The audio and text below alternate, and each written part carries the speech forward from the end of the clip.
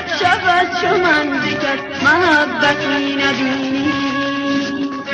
همیشه مبتلا به کار صد بلا به گوشی نشینی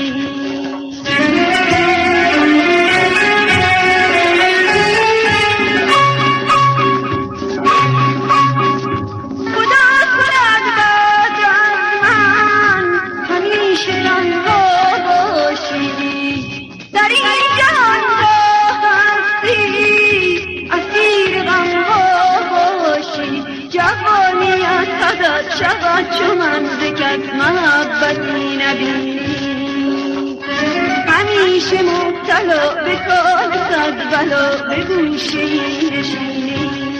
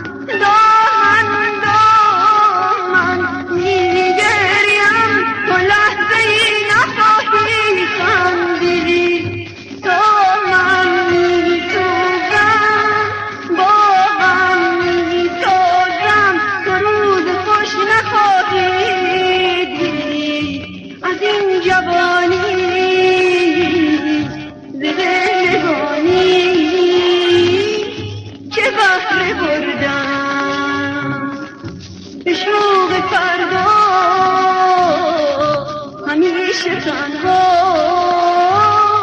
ز غصه مردم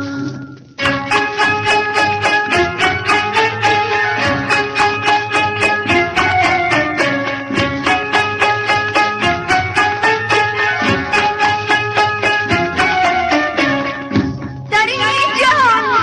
هستی اسیر غمها باشی خدا کند